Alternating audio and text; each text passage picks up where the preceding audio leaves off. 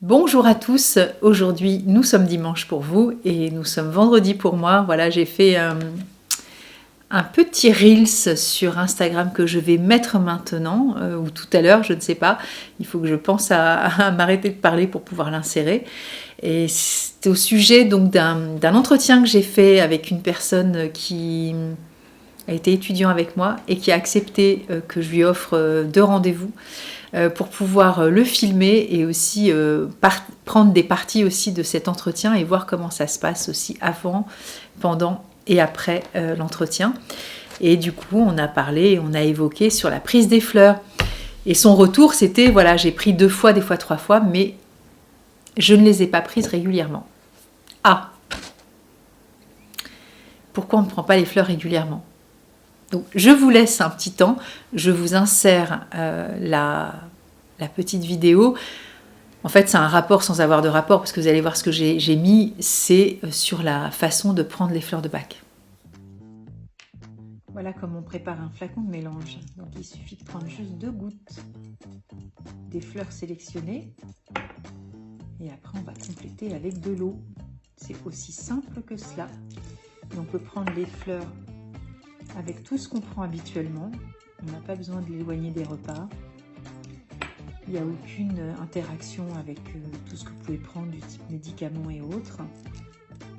Et donc vous les prenez au minimum 4 fois par jour, le matin, le soir et puis 2 autres fois dans la journée. Alors évidemment, et je vais faire une vidéo dessus pour dimanche, quelquefois on a des petites résistances à prendre nos fleurs. Et là, je viens de terminer un entretien et il y a une personne tout à l'heure qui me disait qu'elle laissait son flacon dans les tiroirs. Donc forcément, elle ne va pas voir son flacon et elle va oublier de les prendre. Donc essayez de trouver un endroit pour vous qui va être simple aussi à repérer pour pouvoir évidemment prendre vos fleurs le plus facilement et le plus aisément possible. Voilà. Et ça dure environ 3 semaines. Puisque si vous prenez 4 gouttes 4 fois par jour, et bien ça va faire 3 semaines. Voilà, voilà, aussi simple que ça.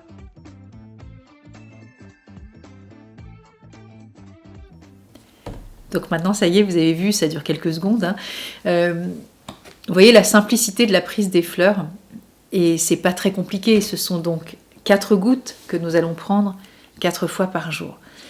Alors, pourquoi on oublie de prendre nos fleurs de Bach ? Quand on le met dans le tiroir, puisque c'était le sujet justement de cette personne-là, qu'est-ce qui fait qu'à un moment donné, on va mettre en place une stratégie du je prends des fleurs de Bach, alors soit j'ai fait un entretien de fleurs de Bach, soit j'ai décidé d'être dans cette autonomie et de se dire bon bah je vais essayer tout seul une fleur ou plusieurs, peu importe. Et qu'est-ce qui fait qu'à un moment donné, je reste sur mes émotions qui sont limitées. Parce qu'en fait, le but des fleurs de Bach, c'est quoi ? C'est de rééquilibrer les émotions. Donc quand je vis quelque chose qui me contraint, qui est difficile pour moi actuellement, voilà, ça c'est mon flacon, vous voyez, qu'est-ce que je fais ? Les fleurs de Bach, elles nous aident aussi à prendre conscience de notre état interne, de nos émotions, et de se dire, ok, est-ce que tu laisses perdurer le truc ou tu fais quelque chose ? Alors le fait quelque chose, vous allez me dire, oui, ben, j'ai d'autres choses que les fleurs. Oui, mais évidemment, je pars du postulat que là, vous avez envie d'expérimenter les fleurs, parce que évidemment qu'il y a d'autres choses que les fleurs de Bach, et fort heureusement. Hein, il y a, encore une fois, je répète souvent la même chose, mais c'est tellement du bon sens qu'il faut quand même le redire. Les fleurs de Bach, ça fait partie d'un tout, mais ça fait partie de la vie. Et la vie, ça n'est pas que les fleurs de Bach. Hein. Franchement, ce serait stupide. Il y a tout ce qu'on met en place, chacun dans nos vies, évidemment. Donc voilà, chacun il va trouver son compte. Ça va être soit le sport, soit la danse, soit le yoga, soit le pilates, soit ce que vous voulez, en fait. De l'escrime, du jardinage. Enfin, souvent de jardinage, parce que ça déconnecte aussi un peu avec le cerveau. La créativité, évidemment, être dans la créativité. On est avec nos mains, donc forcément, on est moins gambergé là-haut. Hein. Et puis, il y a la marche, il y a la natation, donc ça, c'est très corporel, mais cuisiner aussi, enfin, je veux dire, il y a la vie, quoi, en fait, bon, la vie et les fleurs de Bach. Et donc, sur nos émotions, bien sûr, vous allez me répondre, oui, bah, je fais déjà ça et ça, ok. Mais on part du postulat qu'encore une fois, vous avez envie de prendre des fleurs de Bach et envie de faire une expérience. Et qu'est-ce qui fait qu'à un moment donné, vous oubliez de les prendre ? Et donc, on est plutôt là-dessus. Hein. Donc, déjà, vous avez vu que sur la façon de les prendre, on peut les prendre pendant les repas, on peut les prendre pendant sa boisson qu'on va boire du matin, de l'après-midi. Donc déjà, il n'y a pas de contrainte voilà, je ne dois pas interférer avec ce que je mange ou ce que j'absorbe, etc. Le but, les fleurs de bac, c'est de les absorber. Alors, quel que soit le type d'absorption, elles sont absorbées, donc c'est OK. Et donc, à partir de ce moment-là, qu'est-ce qu'on fait? Eh bien, on met des choses en place. Alors, évidemment, quand ce flacon-là est dans un tiroir et qu'on ouvre le tiroir qu'une fois par jour, c'est plus délicat pour le cerveau d'aller chercher sa fleur. Donc déjà la placer dans un endroit qui est visible, parce que si elle est à proximité, alors soit je suis en déplacement, je vais le mettre dans mon sac ou dans ma poche, alors ça dépendra, si on est un homme, si on est une femme, comment ça fonctionne pour nous. Ça peut être dans notre pochette, ça peut être dans ce que vous voulez, dans notre sac à main, ça dépend de comment vous l'appelez. On s'en fiche, c'est pas le sujet c'est le transport. Et après, quand j'arrive à l'endroit où je suis arrivée, est-ce que j'ai la laisse dans mon sac? C'est toujours pareil. Ah, mais elle était dans mon sac, donc j'ai oublié. J'ai souvent ce genre de remarques. Mais le but, c'est quoi, en fait? Quand je vous disais, quand je suis chahutée émotionnellement, qu'est-ce que les fleurs de bac vont faire pour moi? Elles vont m'aider à me soutenir dans les moments où je suis en déséquilibre émotionnel. Et qu'est-ce que je considère, moi, être en déséquilibre émotionnel? Il est bien évident que si je choisis un certain nombre de fleurs, c'est que c'est ça que je vais aller chercher. Le déséquilibre, ça va être soit je commence à douter de mes choix et donc j'ai pris du scléranthus, soit je me préoccupe beaucoup l'esprit parce que je suis tout le temps en train de penser à mes enfants et du coup je suis inquiète pour eux et du coup je vais chercher du red chestnut parce que je suis très préoccupée par ça. Soit je suis très préoccupée par la rumination mentale et là je vais prendre du white chestnut et donc là je suis en déséquilibre parce que je suis en train de gamberger au lieu d'être obligée de bosser ou en train de travailler, ou dans la nécessité de le faire, peu importe, encore une fois, c'est pas du vocabulaire qui est important à retenir, c'est qu'est-ce qui fait que dans la vie, je suis dans ma vie, et d'un seul coup, il y a un truc qui me limite. Ce qui me limite souvent, si j'ai choisi certaines fleurs, super, au Malais, on est content de te voir, je vais à un moment donné chercher la réponse, la ressource et l'état d'équilibrage. Donc si je reste dans cette posture de me dire ok, je rumine sur mes enfants et puis ça me prend la tête et du coup je suis vachement inquiète pour eux et si j'ai envie de rester là-dedans, effectivement je vais pas prendre de fleurs de bac. Donc il ne faudra pas que je m'étonne que j'ai oublié de prendre mes fleurs. Si j'ai envie de changer et d'acter quelque chose qui fait que je n'ai plus envie de vivre cette situation, c'est là où je me dis reste pas là-dedans, va prendre tes fleurs de bac en fait. Et donc qu'est-ce qui fait qu'à un moment donné, quand je suis dans la vie, j'oublie de prendre mes fleurs. Alors que je ressens bien, je ne l'oublie pas ça, que je vais pas bien actuellement. Je dis je vais pas bien, voilà, avec une sorte de modération, mais si je considère qu'il faut que j'aille prendre des fleurs de bac, c'est qu'à un moment donné, c'est que je les ai choisies, je les ai pas choisies au hasard. Sinon, je les prends pas sur du long terme. Et donc, si là, ça m'inquiète terriblement pour mes enfants, pourquoi je reste là-dedans? Simplement à éveiller mon état de conscience en me disant oh là là, qu'est-ce qui va se passer pour eux, mon Dieu, mon Dieu, mon Dieu, et si ceci, et si cela pour eux. Aucun bénéfice en fait. Le bénéfice des fleurs de bac, c'est aussi de se dire ok, pose-toi, qu'est-ce que tu ressens? Et donc dans ce ressenti-là, qu'est-ce que je considère de plus important? C'est de simplement éveiller mon état de conscience en disant ah tiens, je suis en train de m'inquiéter pour mes mômes. Et donc je réalimente l'inquiétude, ou ah tiens, je suis en train de m'inquiéter pour mes mots, et se dire ok, tu sais que tu peux aussi te faire soutenir par les fleurs, et fais un test, essaie de voir si ça va fonctionner.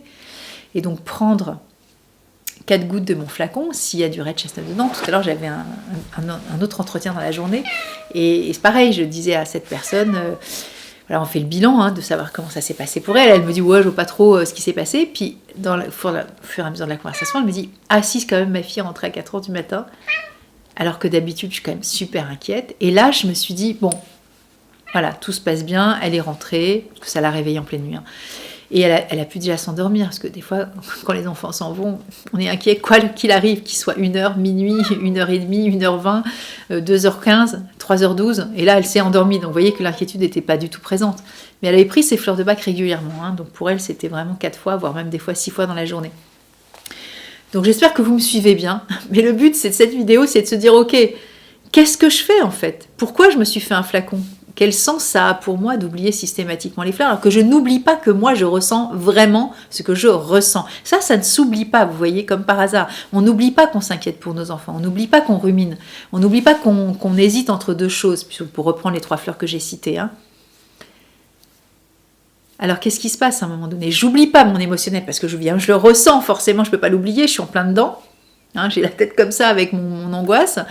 Voilà, encore une fois, avec des bémols. Et de me dire, ok, donc je reste là-dedans en fait. Alors que je sais que je peux me faire soutenir avec les fleurs. Et quand je les prends, j'observe ce qui se passe. Et qu'est-ce qui se passe? La plupart du temps, et si je suis vraiment dans cette observation-là, je parle, c'est-à-dire être vraiment attentif. Est-ce que c'était... Voilà, il était 15h15, j'ai eu la présence d'esprit de me dire, allez, ça suffit maintenant, prends tes 4 gouttes de fleurs de bac. Je laisse passer du temps, et qu'est-ce qui se passe à 15h40, 15h50, 16h, quoi? Est-ce que je suis toujours dans le même degré d'inquiétude ou pas?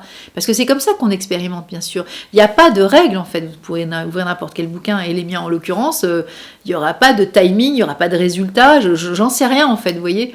Et donc expérimentons, mais si on ne fait pas cette expérience jusqu'au bout, c'est-à-dire un minimum de 4 fois par jour, il y a des moments où on peut aussi dire ouais, c'est bon, ça marche pas.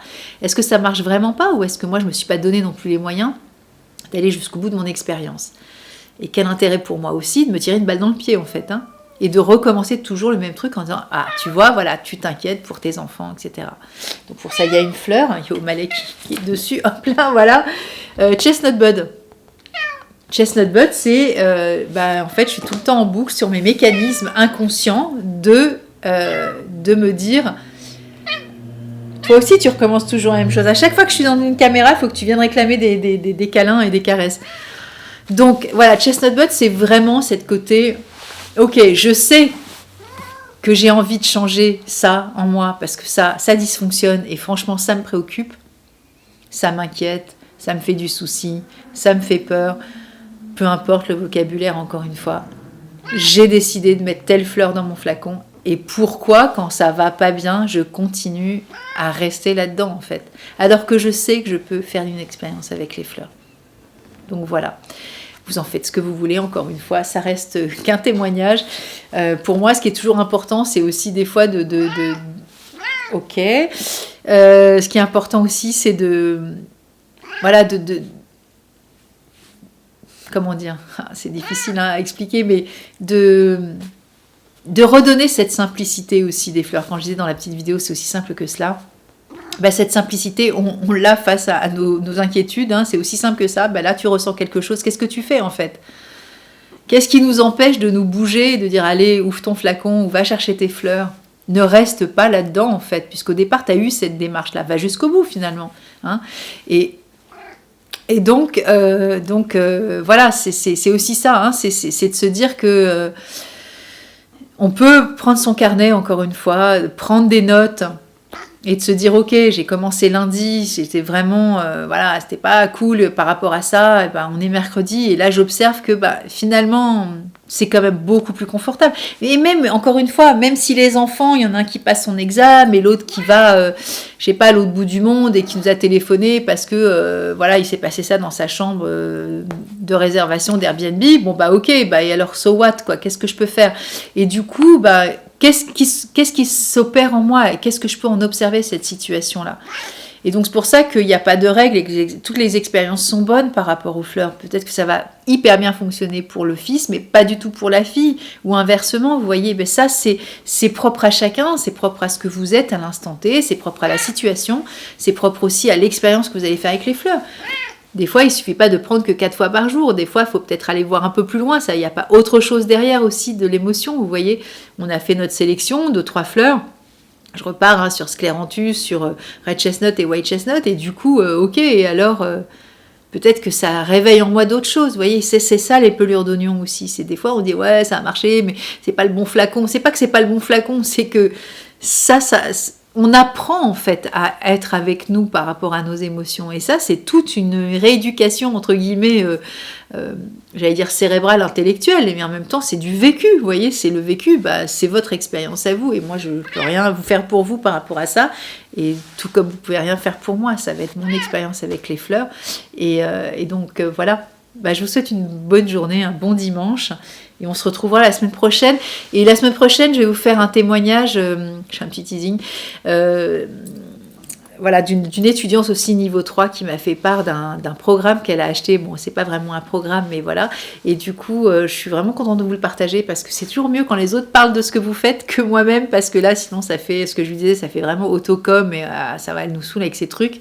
Ouais, sauf que quand quelqu'un l'expérimente et il a un retour là-dessus, en plus, c'était vraiment spontané chez elle et elle a accepté de le faire. C'est pas du tout le but, au fait, de notre voilà, parce que pour le coup, je suis en train de l'accompagner sur son niveau 3. Et du coup, je vous montrerai tout ça et je suis drôlement contente parce que c'est ses mots à elle. Voilà. Donc bon dimanche. Au Malais vous dit aussi bon dimanche, enfin j'espère. Et puis on se retrouve dimanche prochain.